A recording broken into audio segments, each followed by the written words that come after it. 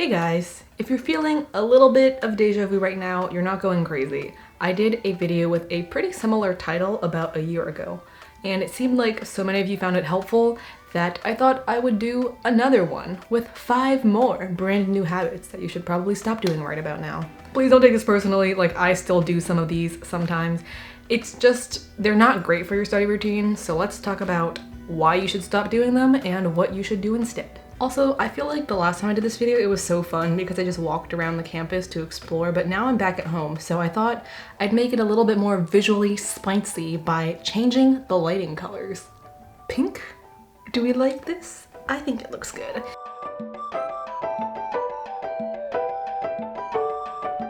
So let's get started with the first habit to break. And if you're watching this pretty soon after it's uploaded or during any other sort of summer vacation, you're in the perfect time to quit this habit, and that is not sleeping enough. I've noticed that, especially in hyper-competitive academic environments like my Bay Area high school or my pretty fancy university, it almost seems like a badge of honor to get very little sleep. People like to flex like, oh, you think you have it bad?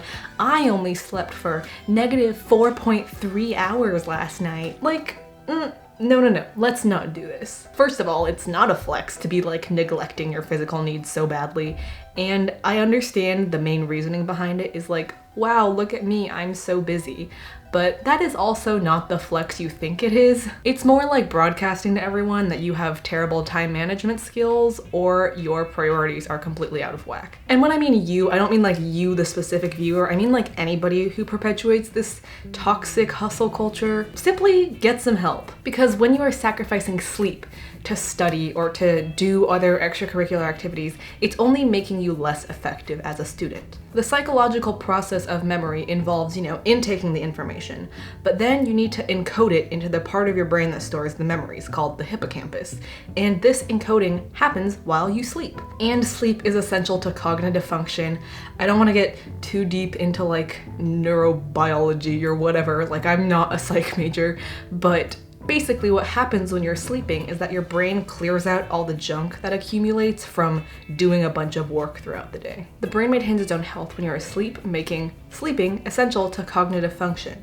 And when you're a student, you're essentially a brain athlete, so taking care of it is essential. Most teens need 7 to 9 hours of sleep each night, and I don't have a lot of like helpful hacks to help you get more sleep. It's really up to you to set aside this time and make it a priority. Sleep should be a non-negotiable time you have set aside. Just like you would pretty much never skip class time to study or do other work, the same sort of sanctity should be applied to your sleep time.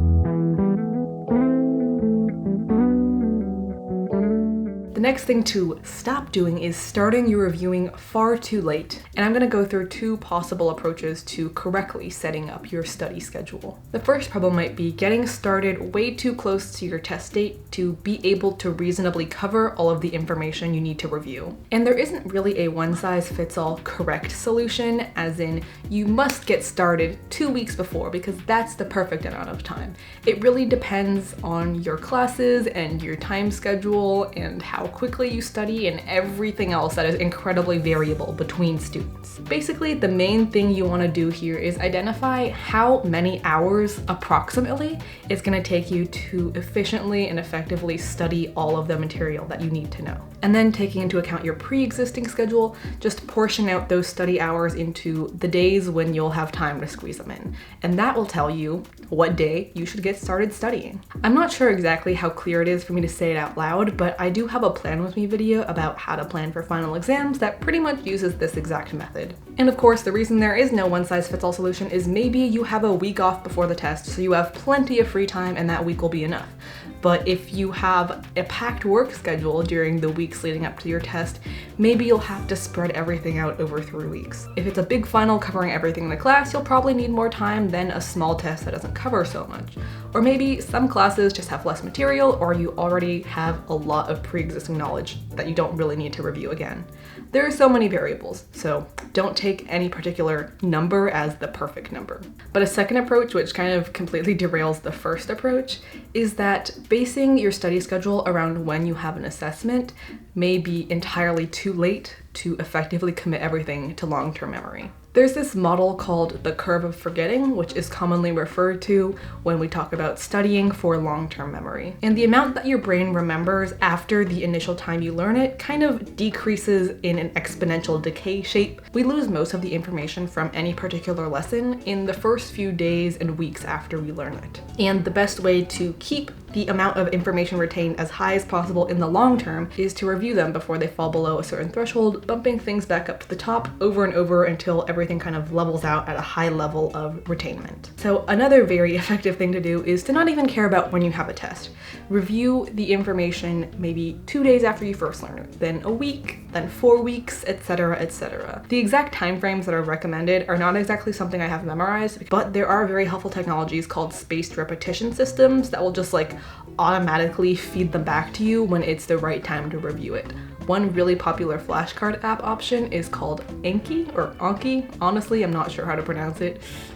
I'm so bad at my job as a full-time study YouTuber. But anyways, using one of these spaced repetition systems will not only help you remember things long term, but it also means you will never get started too late because you're pretty much getting started as early as physically possible. Do we like blue?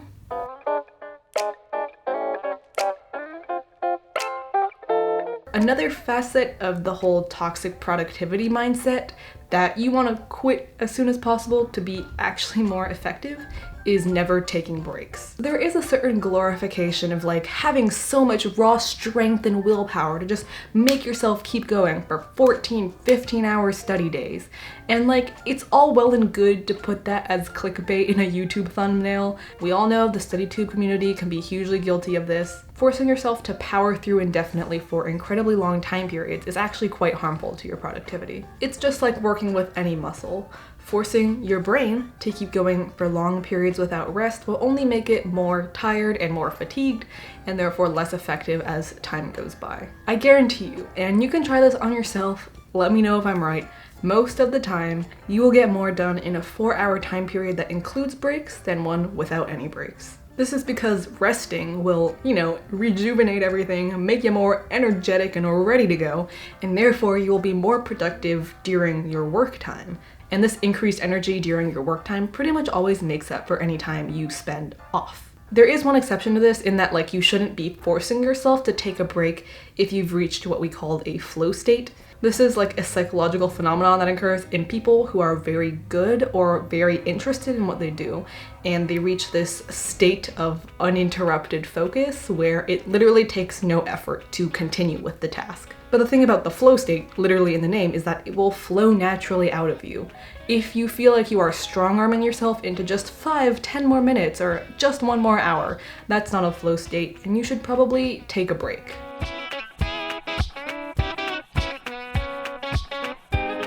Our next problem child, one that I am very much guilty of most of the time, is unhealthy perfectionism. If you are a loyal studyquill viewer, first of all, thank you so much. And also, you might remember in my least favorite study methods in why video, I talked about why I don't really like to pick a specific study spot and stick with it all the time. And it's not because it's an ineffective method. Keeping the same context every time that you study is usually pretty great for learning and memory. But this isn't really part of my study routine, and I try not to force myself to be perfect about this because for my lifestyle, it never really will work out perfectly like that. And so instead of trying to stick to this method and making it be perfect and only studying when I'm in the perfect conditions, I just let myself do things incorrectly and imperfectly. Like, I don't have to always be in the same spot in the library. Sometimes I'll just review flashcards if I'm on the bus or in the car. It's not perfect, but it's better for everything to be done acceptably than to be halfway done perfectly. Of course, I don't mean that you should never strive to improve or to want the best for yourself in your study routines and methods. Like, of course, this is the point of this whole channel. But the thing we want to avoid is the unhealthy version of perfectionism, the one that is an all or nothing mindset. In the framework of unhealthy perfectionism, I have to get myself to my perfect study spot in the library or in my room, or else I shouldn't study at all. But within reality, it's okay if I'm not doing it perfectly every single time, as long as I get it done well enough.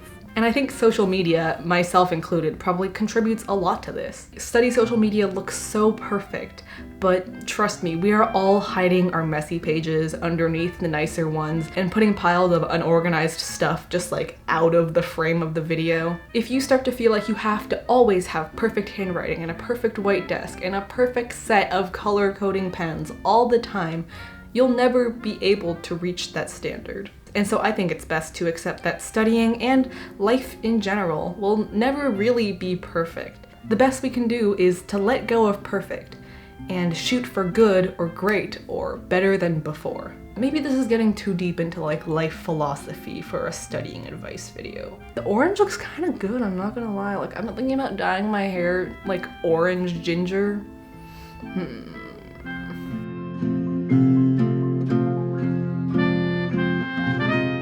Anyways, last habit to cut out is taking other people's study advice as gospel.